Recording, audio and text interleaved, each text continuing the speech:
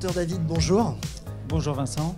Vous êtes responsable pédagogique du diplôme universitaire d'implantologie de l'université d'Évry. Comment on intègre la CFAO dans votre diplôme et plus généralement dans les formations dans les années à venir? Vous me posez la question comment on intègre la CFAO. J'ai envie de vous poser la question pourquoi on intègre la CFAO. La réponse est simple, c'est qu'aujourd'hui pour moi, une formation initiale ou une formation complémentaire sans parler de la CFAO, c'est une formation qui est incomplète. Il est clair que la CFAO, ou le flux numérique en général, c'est l'avenir des cabinets dentaires. Donc, il est aujourd'hui impensable de proposer une formation, qu'elle soit en implantologie, une formation initiale pour les étudiants en chirurgie dentaire ou d'autres formations complémentaires, sans parler de la CFAO. La dentisterie moderne, c'est une approche pluridisciplinaire du sourire. Il faut pouvoir aujourd'hui proposer aux patients de s'investir dans le choix de son traitement.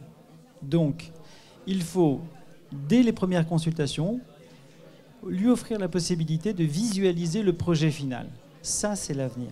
Et c'est ça où intervient le flux numérique. L'avenir, c'est d'offrir un flux numérique complet de la première consultation jusqu'à la réalisation finale, qui doit évidemment être la plus proche de ce qu'on a proposé et validé avec le patient. Au sein de votre diplôme aujourd'hui, en termes de sessions, de journées, la CFAO, c'est quel volume? Comment ça s'intègre? Alors, je vais parler du diplôme universitaire d'implantologie d'Évry. C'est aujourd'hui le diplôme universitaire le plus grand de France de par sa capacité. On accueille 50 praticiens sur un an. Il comporte au niveau théorique 9 modules de 3 jours. Donc, sur 3 jours, il y a eu 2 jours qui ont été consacrés à la CFAO. Il y a une première journée qui a été consacrée à l'étude d'un logiciel de planification implantaire, donc ce sont des travaux pratiques. Une journée de formation entière par demi-groupe de 25, donc il y a eu 2 jours. Et puis il y a eu une seconde journée, on a eu le plaisir de recevoir un conférencier qui nous a parlé du flow numérique dans le traitement d'implantologie. Alors pourquoi on en est là? Pourquoi on a ce changement de pratique? Est-ce que, comme M. Stemmer, vous êtes convaincu que dans 10 ans, tout le monde y est passé, et que ça veut dire qu'il faut changer toutes les formations, il faut changer la mentalité peut-être, l'approche? Alors ça, il y a un mot qui est à la mode, c'est les paradigmes. Il y a un changement de paradigme, mais c'est un changement qui est tout à fait cohérent.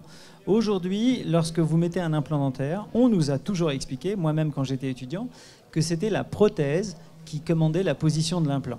Donc, on nous a appris à faire des guides radiologiques en amont, des guides chirurgicaux, afin de se rapprocher plus proche du résultat final. On est capable aujourd'hui d'avoir des résultats qui sont comparables, je dirais même meilleurs, avec la CFAO. Du coup, au sein de l'organisation de votre diplôme, ça veut dire qu'on n'en parlait pas il y a quelques années, on y consacre X journées cette année, l'année suivante, dans 5 ans. Tout à fait. Le diplôme a vu le jour en 2009. En 2009, nous avions aucune journée qui était consacrée à la CFAO. 0. Aujourd'hui, on va dire que le tiers de la formation parle de CFAO. Et ça, c'est la valeur ajoutée de cette formation. Le programme n'est pas du tout le même d'année en année.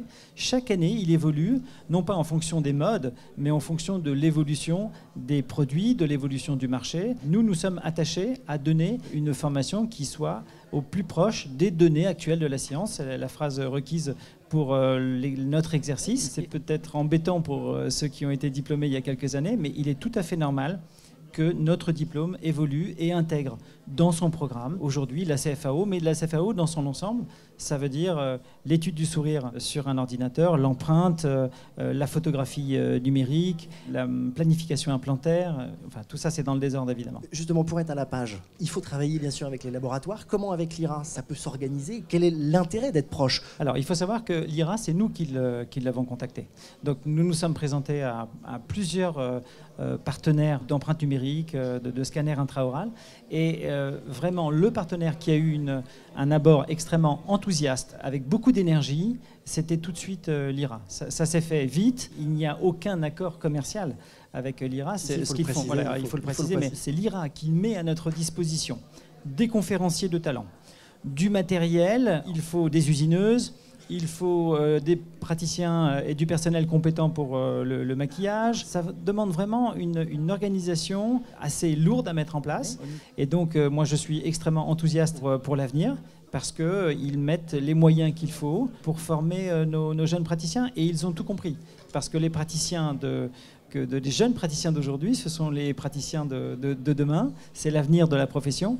Et si d'emblée on leur donne les outils pour travailler avec le numérique, eh ben, on aura dans quelques années dans leur cabinet des praticiens qui seront CFAO conscients et qui offriront le meilleur à leurs patients. On termine sur votre enthousiasme. Merci beaucoup, Dr David. Merci Vincent, c'était un plaisir.